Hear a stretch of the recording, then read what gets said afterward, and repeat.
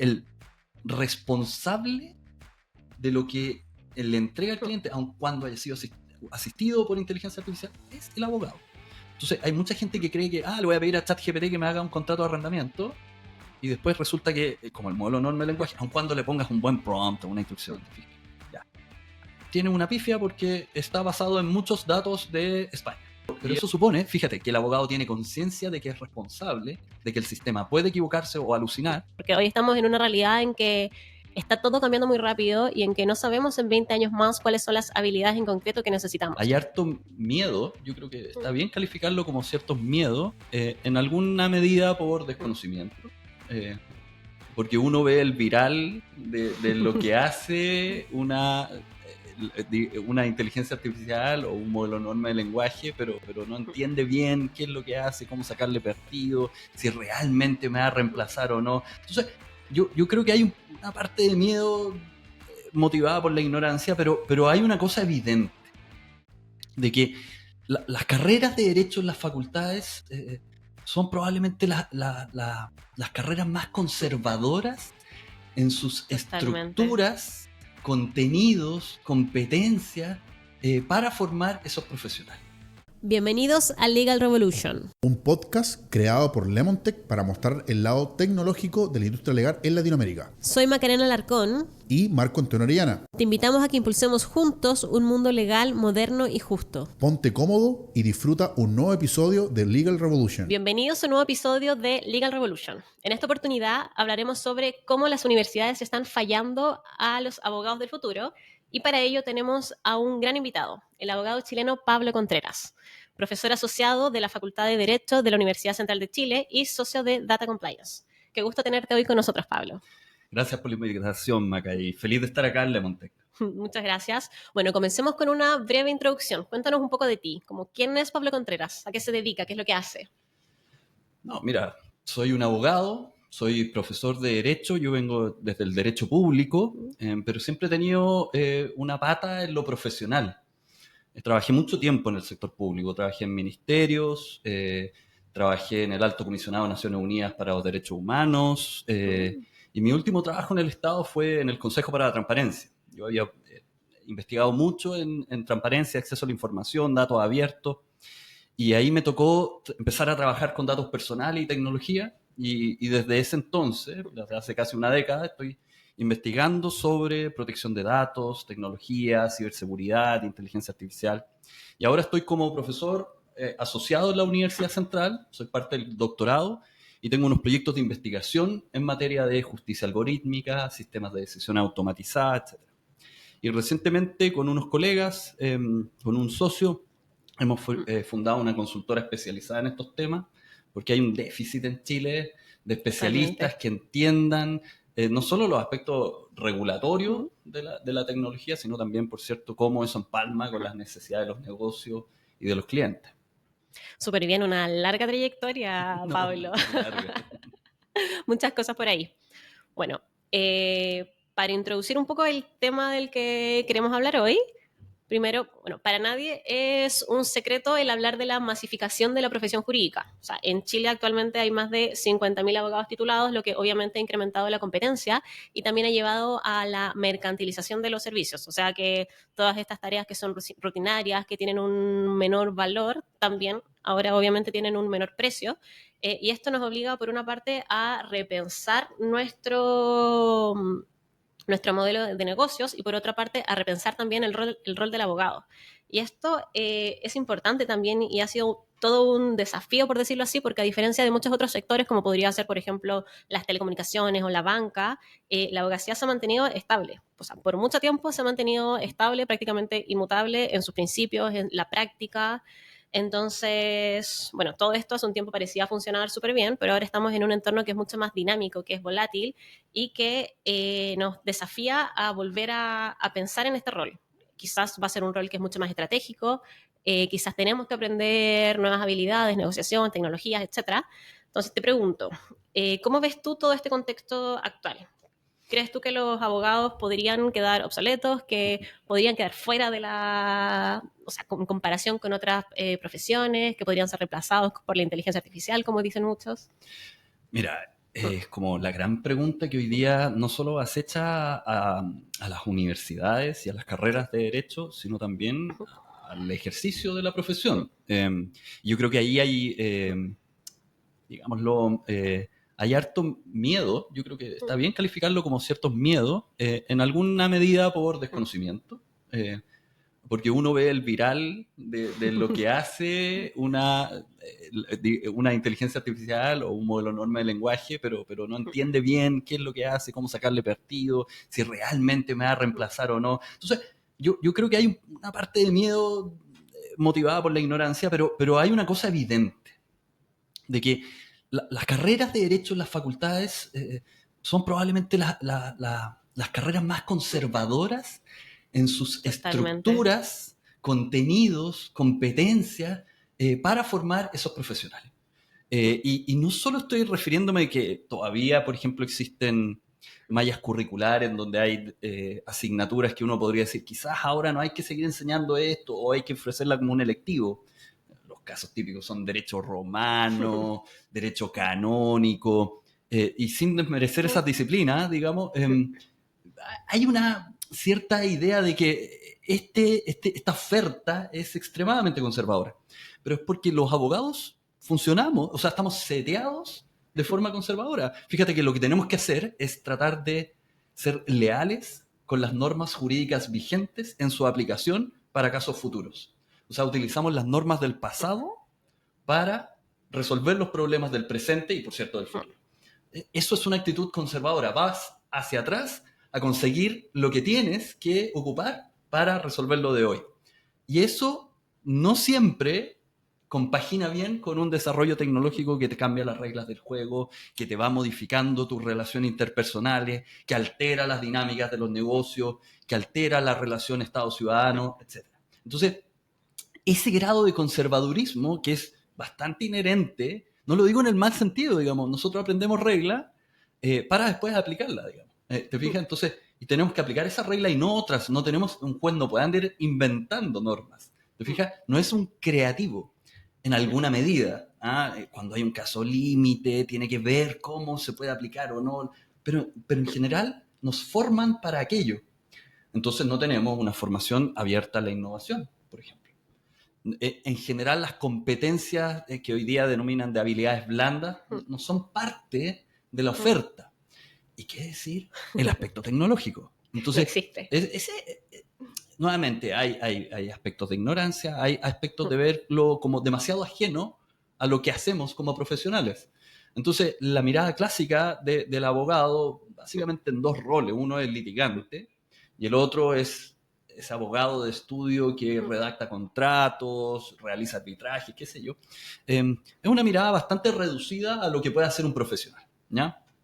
No hay una formación para que un abogado desarrolle un emprendimiento, por ejemplo. No, y estoy súper de acuerdo con eso también, mucho cuando hablas de lo tradicional que es la carrera, porque yo creo que prácticamente todas las personas que hemos estudiado Derecho, de cualquier generación, lo hemos hecho de la misma forma. O sea, nosotros estudiamos de códigos, de manuales, destacadores de infinitos colores, de POSIT, y claro, una malla curricular que en realidad no se está ajustando a la realidad del mercado. Entonces uno después, bueno, termina la universidad y tienes un currículum que es predominantemente académico, pero la realidad no es así. O sea, te enfrentas a un mundo, a un mercado laboral en que lo que se está buscando son otras cosas. Por ejemplo, no sé, yo diría que es muy importante también la conexión con otras áreas, que logremos conectar, porque los abogados ya no trabajan solos, trabajan con áreas de marketing, trabajan con áreas de ventas, áreas comerciales. Entonces es importante también lograr una conexión que viene desde el conocimiento, desde las habilidades y también desde la forma en que nos comunicamos. O sea, hay que también aprender un poco a dejar ese lenguaje extremadamente jurídico que solamente nosotros entendemos. Hablar el leguleyo, por ejemplo, es como reclamar un monopolio sobre cierto lenguaje sofisticado, entonces, que hace que excluya al resto. No. ¿Te fijas? Es un poquito eso. Pero lo que dices tú, Maca, es clave. O sea, por ejemplo, a ver, y esto no solo en el ámbito privado, por cierto, en el ámbito privado, pero también en el ámbito público. Fíjate, abogados que no ocupan planillas de cálculo. Excel, básicamente.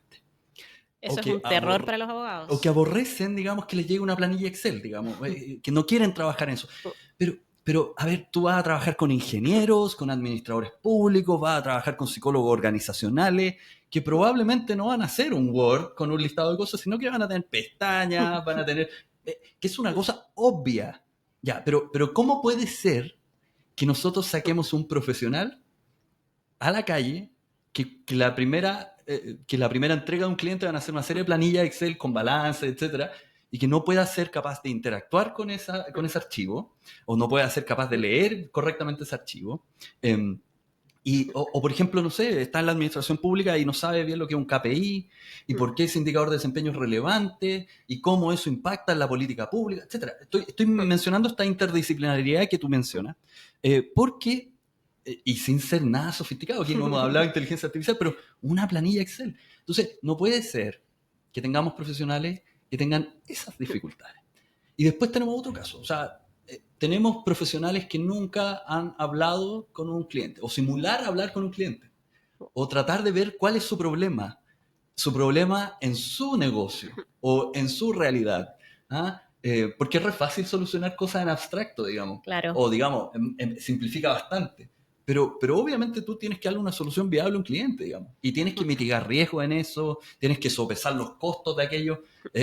Por ejemplo, en privacidad, no, tiene que cifrarlo todo. Hay que conocerlo todo para lograr implementar medidas de privacidad. Pero es que eso es inviable. Entonces, te fijas, entonces, si tenemos abogados que no usan planilla Excel, que no pueden conversar con un cliente, no le pueden plantear alternativas, que no pueden interactuar con otras profesiones que están en las organizaciones, entonces tenemos profesionales que son poco dúctiles a las reales necesidades del mercado. Sí. O sea, van a haber nichos efectivamente en donde vamos a tener el abogado químicamente puro, no sé, el fiscal del Ministerio Público, que no litiga ningún caso financiero, raro, ¿ah? Pero que solo tiene que ver un caso de homicidio, ya, bueno, puede ser, vamos a tener, pero van a ser menos, digamos. Sí, totalmente. O sea, existen, seguramente van a seguir existiendo, pero al final, con todo esto de... Incluso la mentalidad del consumidor ha cambiado. O sea, para una persona es súper fácil buscar en internet una respuesta jurídica simple, buscar información. Entonces hay muchas labores o pequeñas tareas del abogado que ya no van a existir y que por eso es muy importante el poder dejar de ser puramente un consultor jurídico, o sea, una biblioteca de cláusulas, una biblioteca de preguntas y respuestas, y poder tener un rol asesor importante, un rol estratégico, y en eso es clave todo lo que tú dices del conocimiento del negocio, de conocer el contexto para poder aplicarlo. Y en esto, y desde tu experiencia en la universidad, lo que ustedes están haciendo con las Legal Tech, ¿cuál sería el rol de la universidad hacia el proceso de modernización y también del cambio de mindset de cara a los abogados del futuro? Mira, yo creo que, como te decía, las carreras de derecho son eminentemente conservadoras. Es difícil cambiar una malla curricular. O sea, el profesor de tal asignatura discuta con la profesora de tal otra, no quieren perder ramos, muchos de ellos quieren aumentar los ramos. ¿Te fijas? Entonces, eso suele generar guerras intestinas entre colegas. Y en alguna medida, cuando tú defines un perfil de egreso, o sea, ¿qué abogado quieres sacar después de estos 5 años, de todas estas asignaturas? También defines una hoja de ruta. ¿Ah? Y yo creo que muchos perfiles de egreso están sumamente confinados al perfil tradicional del abogado de que litiga caso, es capaz de resolver controversias jurídicas y es capaz de asesorar en ese punto. Pero no han explotado una serie de otras cosas que sí podrían hacer los abogados y abogadas. En ese contexto, ¿ya? Un contexto difícil de cambiar, en un contexto en donde también es altamente regulado, no puedes llegar y cambiar, porque tienes acreditaciones, tienes revisiones externas, etcétera, tienes que justificar, y en donde el cambio es lento, porque cambias hoy para que 5 años después salga la primera generación que tiene la nueva malla con los... Es verdad eso. O sea, no es una cosa automática. En ese contexto yo creo que hay distintos tipos de iniciativas que uno puede ir trabajando. Y quiero mencionar, yo creo que al menos 3 que me parecen interesantes. Hay algunas bien, entre comillas, radicales. Por ejemplo, ofrecer una nueva carrera de doble titulación. Lo que está haciendo la Universidad Adolfo Ibáñez me parece sumamente interesante. Abogados, ingenieros comerciales. O sea, abogados que saben es un perfil súper interesante, el del abogado y el ingeniero comercial como un mix. Es un súper buen perfil. Yo diría que hasta un sujeto muy peligroso, pero mucho mejor que un gerente que solo un ingeniero comercial. y es mucho mejor que un abogado que solo sabe redactar contratos, Totalmente, por así decirlo. Sí. Y esto existe. O sea, yo estudié en Northwestern, ahí la Facultad de Derecho tenía con el Kellogg, con la Escuela de Negocios tenía ese tipo de doble titulación. Entonces tampoco es que están inventando la pólvora, sino que están... Claro. Pero es una decisión bien audaz en el mercado chileno, tener una carrera de doble título. Ese es un ejemplo, ¿te fijas? Entonces está orientado a las necesidades del mercado, de la empresa, etc. Una segunda experiencia es una que me tocó a mí liderar en su momento y que de hecho escribimos un paper después recopilando esto, que es un minor en inteligencia artificial y derecho. Tienes una malla curricular, no la puedes tocar, pero sí puedes tocar los selectivos. ¿Qué tal si juntamos la oferta de electivos y le decimos al estudiante, si usted estudia estos 5 electivos, yo le doy una mención? Esta mención es en inteligencia artificial y derecho. Y estos electivos los va a poder cursar usted y los ingenieros informáticos de la facultad. Entonces usted tiene que tomar programación, tiene que tomar ética de inteligencia artificial, tiene que tomar desarrollo de nuevos proyectos, tiene que tomar ciberseguridad, tiene que tomar protección de datos personales. Esos 5 Una buena malla. O sea, te fijas, no es ni siquiera un cambio de malla, porque tomo, que durante la carrera hacemos muchos electivos y a veces no sabemos qué elegir. Bueno, uno toma cualquiera. Yo me acuerdo en mi universidad que tomé desde yoga hasta, no sé, derecho de cualquier cosa, pero... Bueno, si yo te hubiese ofrecido, por ejemplo, mira, si tú tomas estos 5, vas a tener una pequeña marca en tu cartón que te va a diferenciar. Oye, fue un éxito. Y el primer curso era programación, no era un curso más normativo, por así decirlo. Y teníamos los estudiantes estudiando programación, estudiando lenguaje de programación, empezando a hacer tareas básicas de programación, porque no queríamos que el abogado estuviese programando. Si llegaba a eso, muy bien. Sino que cuando el ingeniero le dijese, para cambiar esto tengo que hacer todo esto, entiendo perfecto. ¿Y por qué no tratamos esto? Hagamos esto para mitigar este riesgo, eso tiene menos costo, se puede hacer, ¿te fijas? Entender al ingeniero. Y los estudiantes se dieron cuenta de una cuestión que muchos abogados deberían darse cuenta, digamos. Programación es mucho de lógica. Y los abogados pensamos, razonamos bajo el pensamiento lógico. Lo hacemos a cada rato. De hecho, nos enseñan en las primeras asignaturas. Esto es una relación de género a especie. ¿Se han fijado? Es típico de derecho civil. Claro, ¿ya? al final la programación sigue esos mismos Obvio. Principios de si pasa A, sumas A y B, va a pasar C. Exacto. Sí. Reglas de modus ponens, modus tollens. Eso es lógica clásica, digamos. Lo que pasa es que no lo decimos así. Entonces, si A y no B, entonces C. Eso es regla general, excepción, solución. ¿Te fijas? Conjunto, subconjunto, intersección. ¿Te fijas? Eso es pensamiento lógico. Esas son cosas que en sus bases las aprendemos en primero básico. Pero que no está tan alejado del mundo del derecho como uno suele pensar. O sea, si uno empieza a derribar barreras disciplinarias, se da cuenta que no es tan difícil, que no está tan alejado, porque son ciertas competencias de base. Ese es un ejemplo de cómo lo hacemos sin cambiar la malla, pero aprovechando las posibilidades que nos da la malla. Supongamos, y el tercer ejemplo que quería dar es el ejemplo de la Universidad Central en la que estamos actualmente. La Universidad Central va a tener un cambio de malla. ¿Qué hacemos en el intertanto? ¿No vamos a tener una oferta para los estudiantes en el intertanto? Entonces, nosotros creamos una cátedra que se llama la Cátedra Legal Tech, que me toca dirigir. Es una cátedra que tiene profesores del claustro doctoral que desarrollan investigación financiada con financiamiento externo, nacional, internacional, sacamos los papers, o sea, investigación académica pura y dura. Pero que también hacemos cursos en pregrado y en posgrado. Y hacemos cursos, algunos hacen de contratación electrónica, otros hacen de protección de datos. A mí me toca, por ejemplo, en el doctorado ofrecer un curso de inteligencia artificial y derechos fundamentales. Entonces, hacemos los cursos.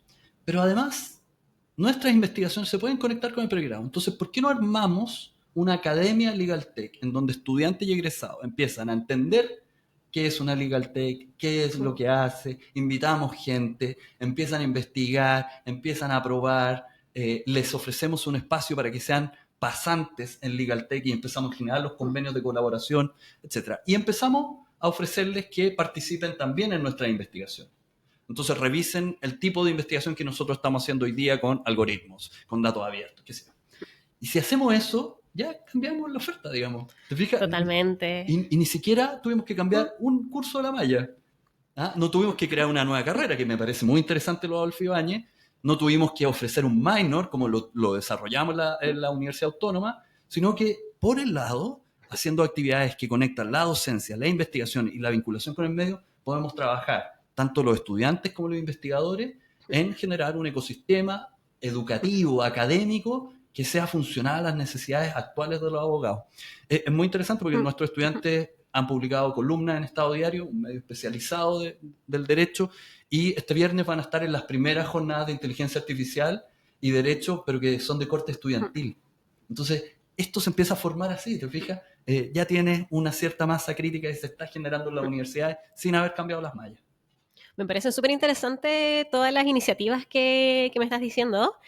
Y también, claro, acá vimos el rol de la universidad como institución que genera estas actividades, pero también te planteo el tema del rol del abogado. Y lo digo desde una doble perspectiva, o sea, perdón, del rol del profesor, del docente, y te lo digo desde una doble perspectiva porque, por un lado, lo tradicional en las facultades del derecho es tener profesores que son ya eminencias en sus áreas, que tienen trayectorias larguísimas, que son de otra generación y que están muy seguramente desconectados de todos estos temas de la tecnología. Es una forma elegante de decir que son viejos. Sí, estoy utilizando mis mejores palabras para esto. Por eso yo lo dije.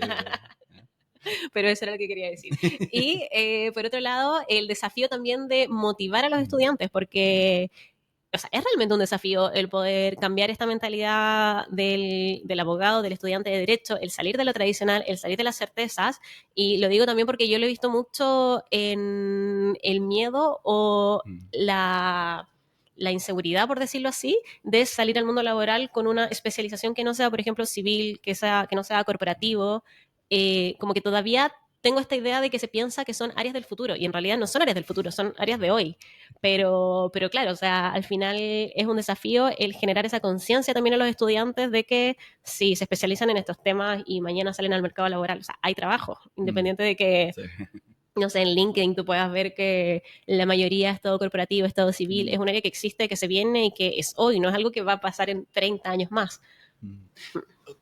Hay una cuestión bien interesante, eso que dices tú de... que es una cuestión de futuro.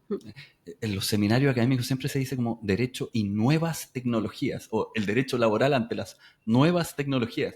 Y eso lo vienen diciendo hace como 20 años, entonces como podríamos sacarle el nuevas, como que siempre tenemos que justificar que hay una nueva tecnología. Y quedarnos con la tecnología, que obviamente va cambiando, va innovando, va adaptándose, va evolucionando, etc. Yo creo que el punto que haces, Maca, es sumamente exigente, no solo para los profesores y la universidad, sino que yo diría para todo el ecosistema legal. Porque lo que tú apuntas, yo lo puse muy vulgarmente, digamos, pero hay una brecha generacional. Sí. Que se da, por cierto, entre el profesor titular y el estudiante de pregrado, pero entre el socio y el asociado también. O sea, piensa en la estructura de los estudios de abogado hoy día. El socio tendrá entre 50 y 60 años. Por ahí deben estar los socios, digamos. Sí, yo diría que esa es como la edad promedio de Entonces son para todos llegar sujetos que no son nativos digitales. Claro. Y probablemente va a tener asociados que son nativos digitales, que tomaron, que por iniciativa propia, esto sin haber estudiado ninguna innovación universitaria, dijeron, mira, voy a tomar un curso de estos baratos en Coursera o LinkedIn o los que ofrece Google, unas 20 horas sobre introducción a nuevos negocios, programación o qué sé yo. O después, me vi un par de videos en YouTube y empecé a interactuar con la API de ChatGPT y entonces empecé a crear algunas cosas. Como es nativo digital, tiene muchísimas menos barreras para poder hacer todo esto de mutuo propio, fíjate. Esto es como hoy día, oye, no sé cómo hacer esto. ¿Probaste poner cómo hacer esto en YouTube? Y te sale el tutorial, desde cambiar los cables de un enchufe hasta cómo haces la tabla dinámica en Excel. Hoy YouTube es magia. O sea, lo que tú quieras aprender está ahí. No sé, yo siempre compro repuestos por internet y después cómo cambiar. Yo soy muy malo, digamos, en las cosas, pero he ido aprendiendo con YouTube. ¿Te fijas? No voy a ser gaffiter, pero puedo hacer algunas cosas. Entonces, fíjate, esta brecha generacional hoy día realmente está presionando a quienes son mayores. No solo al profesor titular, ¿no? Al catedrático, por así decirlo. No solo al socio. Porque lo que va a pasar es, por ejemplo, en el ámbito de la universidad, es que el estudiante va a utilizar un modelo enorme de lenguaje, ya sea para generar texto sintético que pueda cumplir ciertas funciones, un trabajo, respuestas, qué sé yo, o para estudiar, por ejemplo. Va a tener Sí. un asistente virtual que le pregunte cosas, que le corrija cosas. ¿Te fijas? Entonces, y eso ya lo puede hacer sin tener ni un ápice de conocimiento de programación. ¿Te fijas? Entonces, o sea, tomando esto que me estás diciendo, ¿cuál sería para ti la aptitud o habilidad más importante que nosotros, o ustedes los docentes, pueden transmitirle o pueden enseñarle a estos futuros abogados, a sus estudiantes? Mira, es que yo creo que esto es como, ¿nos podemos resistir a que hagan eso? Yo creo que no, No. ¿cierto? Entonces, si no nos podemos resistir, yo por ejemplo tengo en un curso que hago, hacemos puros casos prácticos. Y trato de poner los casos que el derecho todavía no ha decidido, pero que ya tienen algunos antecedentes para decidir. Y les digo, ocupen el código, ocupen, digamos, los libros, ocupen ChatGPT si quieren. Probablemente no les dará la respuesta correcta. Ustedes tienen que pensar igual, ¿se fijan? Y, ok, pero saquen el papel. Ahora vengan y conversen conmigo. Yo voy a ser su cliente o yo voy a ser su contraparte, su socio, que le va a revisar lo que hizo. Porque no basta, o sea, el papel aguanta todo, digamos. De hecho, ahí están los errores cuando no revisan bien, están las alucinaciones de los modelos enormes de lenguaje, etc. Entonces, revisemos bien. Y entonces empezamos un diálogo, fíjate esta habilidad. ¿Ya? Comunicación interpersonal, negociación, persuasión, las denominadas habilidades blandas que están tan de boga, tan en boga. Bueno, tú tuviste un asistente, te ayudó, procesó texto, qué sé yo, te resumió algunas cosas, pero casos complejos. Entonces tú igual tienes que saber derecho para poder controlar las respuestas, los outputs del sistema, para poder plantear la solución que yo te estoy pidiendo y después tienes que defenderla y discutirla conmigo. Y entonces ahí nos acercamos mucho más a lo que pasa en la realidad laboral. La persona no es que tenga que esconder que está utilizando un sistema, pero sí tiene que desarrollar las habilidades que hacen los abogados. Un buen abogado, ¿qué es lo que hace? Dice, mira, en la literatura esta es la opinión, pero esa no te sirve. Esta otra la podemos tratar de usar, pero eso tiene estos riesgos y estos costos. Un ¿Estás poco como dispuesto desarrollar el criterio. Bueno, pero es Pues. que al final eso es lo que necesita un cliente que está siendo asesorado, digamos. Por ejemplo, en materia de compliance, los riesgos existen y mitigarlos puede ser el costo de 0 a 100, digamos. Y en eso hay que tomar decisiones, digamos, y los presupuestos son limitados, las necesidades son infinitas. Entonces, ¿cómo damos una buena asesoría que empalme con la realidad? ¿Te fijas? Entonces, lo mismo, esto no es que, oye, es como antes, bueno, esto cada vez menos, digamos, pero antes usted tenía que aprenderse todo de memoria y no podía consultar el código y me lo tenía que decir todo de memoria oralmente. Horrible experiencia eso. Ahora, como la gran novedad es, no, usted puede tener el código ahí, pero explíqueme la regla, ¿cierto? Ya, ahora puedes tener un asistente que te explica la regla. Ahora entonces dime, ¿cómo eso funciona en mi caso? O cuáles debiesen ser las mejores reglas para aplicar en este caso y por qué. Y si yo te pongo un elemento adicional que no sabías, o yo estoy pensando a futuro eso, el modelo no tiene por qué saber todas esas variables. Entonces en eso tenemos que manejarnos. El modelo te asiste, pero no resuelve las cosas. De hecho, como tiene fallas, el primer revisor, el más importante, tiene que ser la persona del abogado. Y déjame solo cerrar con un punto en esto. Mira, la IVA, la International Bar Association, acaba de sacar un reporte muy completo sobre los desafíos de la inteligencia artificial para la profesión del abogado.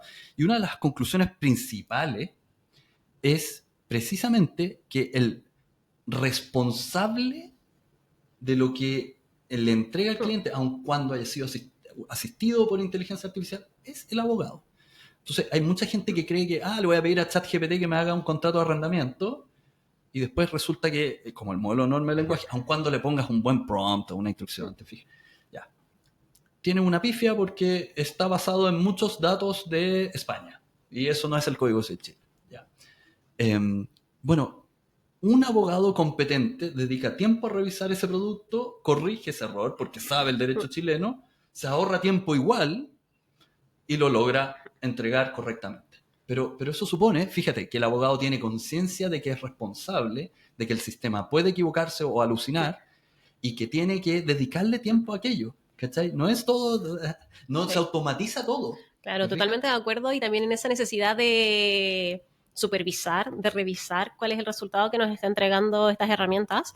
Y bueno, muy de acuerdo con todo lo que estás diciendo, y también me gustaría reforzar esta idea de seguir formándose y adaptándose, porque hoy estamos en una realidad en que está todo cambiando muy rápido y en que no sabemos en 20 años más cuáles son las habilidades en concreto que necesitamos. O sea, lo que sabemos es que necesitamos aprender, necesitamos ser flexibles, y de hecho hay muchos autores que defienden esta idea de que la clave de la innovación está en desaprender, que la clave de aprender está en olvidar, o sea, el olvidar lo que creemos que sabemos, y que esa es la forma de que podemos abrir nuestra mente, botar barreras y aprender cosas nuevas. Entonces me gustaría como quedarnos con esta idea de que no está todo perdido.